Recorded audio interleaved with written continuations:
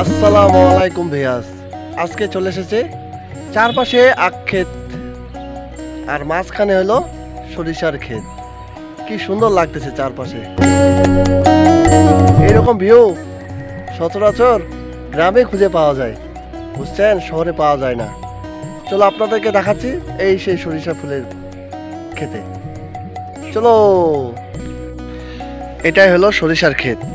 কি সুন্দর দেখছেন, চারপাশে আখ ক্ষেত আর মাঝখানে হলো সরিষার ক্ষেত।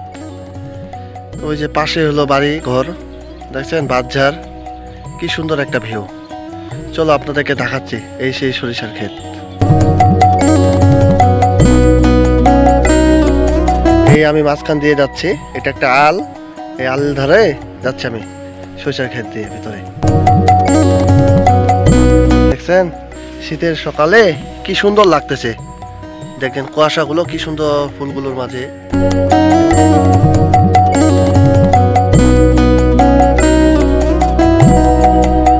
এই যে কিছু কলি ফুল ফুটবে কিছুদিন পরে, কিছু ফুল ফুটে গেছে, এই যে ছোট ছোট গাছে, দেখছেন।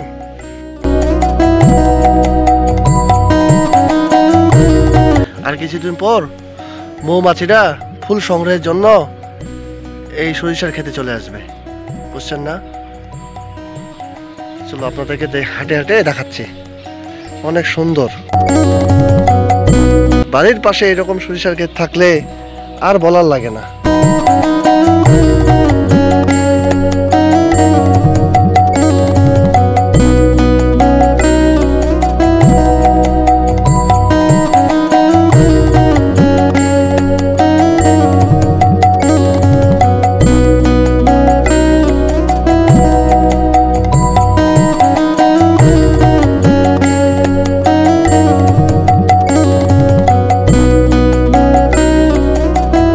ওই যে সূর্যি মামা, সূর্য উঠে যাচ্ছে, সকাল হয়ে যাচ্ছে এখন।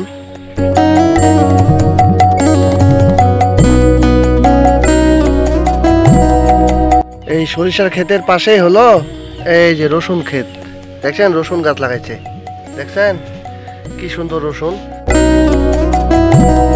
ওই যে পাশে হলো আপনার, এটাকে বলে আমাদের ভাষায় লাফা শাক, বুঝছেন না। আলু ভর্তা, শীতলের ভর্তা দিয়ে এই লাফা শাক খাইতে সেই স্বাদ, দেখছেন কি সুন্দর। এগুলো ছোট ছোট আছে, বড় হবে। ওই যে জায়গা ফাঁকা রাখা নেই, বুঝছেন না। স্বল্প জায়গার মধ্যেই এই চাষাবাদ শুরু হয়ে যায় এই শীতকাল চলে আসলে।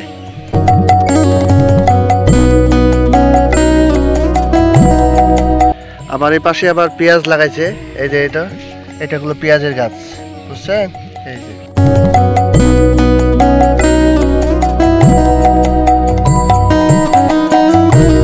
পাশে হলো কচু ক্ষেত, এই যে দেখুন, এই যে কচু গাছগুলো ছোট ছোট আছে, এই যে এগুলো বড় হবে।